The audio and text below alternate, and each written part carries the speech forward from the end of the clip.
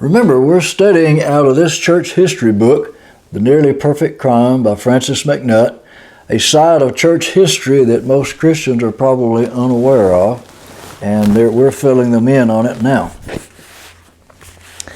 Also remember that I promised you in lessons past that as closer we get to our own day, the more informative this history gets and the more encouraging it gets. The more information we have and the more widespread the revivals became until the devil couldn't stop it anymore. So in this chapter we're starting on a positive note. The Pentecost returns. On the day of Pentecost the Holy Spirit fell and exercised gifts through believers and began the New Testament. And so, as we study this, looking back a little bit, remember God would start fires through certain people who would read the Bible and see the gospel message that had been abandoned by most of the church, and they began to believe God and exercise their faith that came from that word, the Bible, and revivals broke out. Fires were started, but they were put out, remember, over and over and over a period of several hundred years. So those fires of renewal in the 18th and 19th centuries, the 1700s and 1800s, were powerful in certain localities, but they were limited and they were partial, and it didn't affect a lot of the church at the time.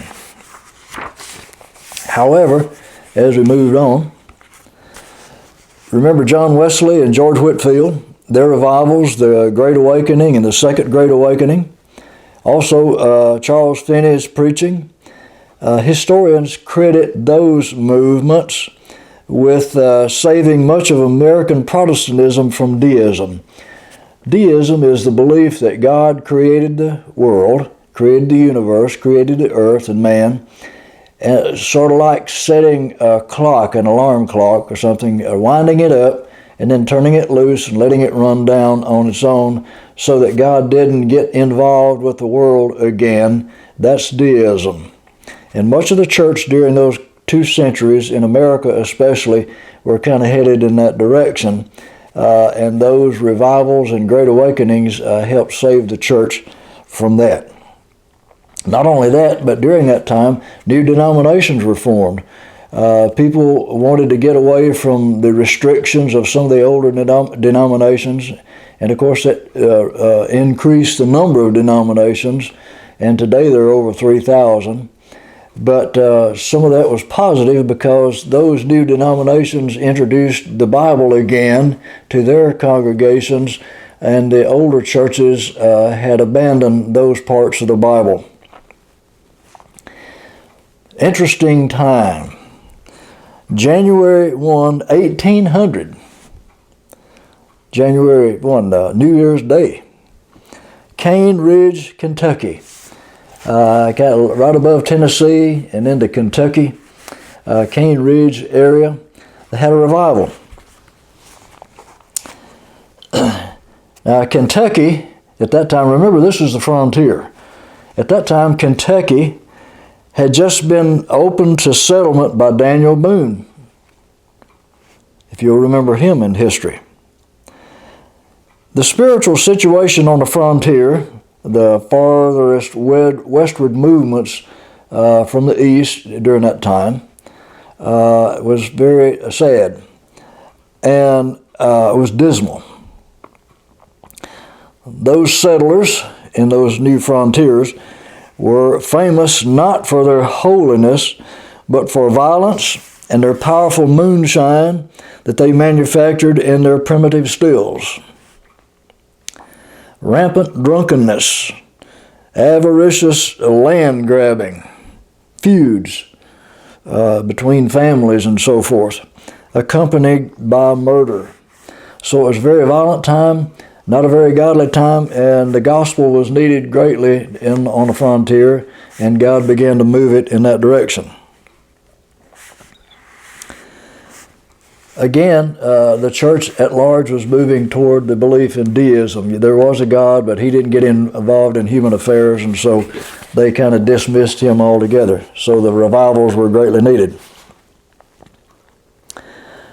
Now, within the Presbyterian and Methodist churches, some preachers began to be concerned and began to fast and pray about that, and they got together, which is very unusual for denominational leaders to get together because they were kind of against one another for a while.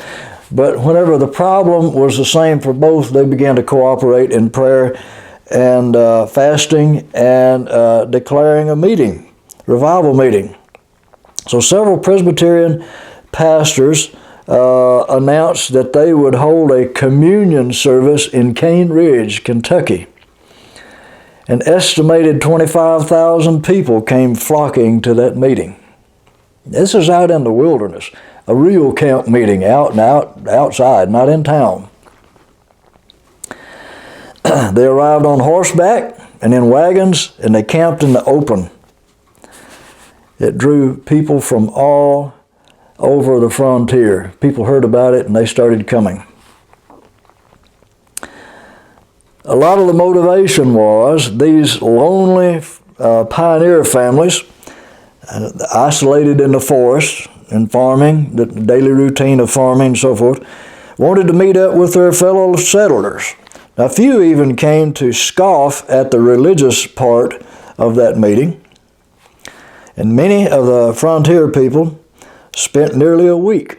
It wasn't prolonged, but it was several days, praying and listening to sermons. And I understand, I read a closer history, a more detailed history of this. It was widespread, and so one preacher didn't do all the preaching. They were spread out so that maybe 2 or 3 preachers were preaching at the same time, a group over here and a group here and a group there. And God started moving in all of them. And these people started falling under the power, as it is said today. They were smitten by the Holy Spirit.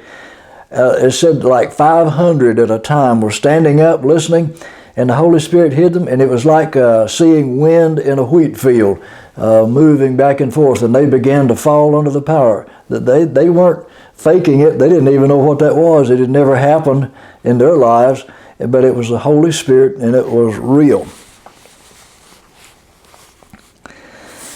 Now,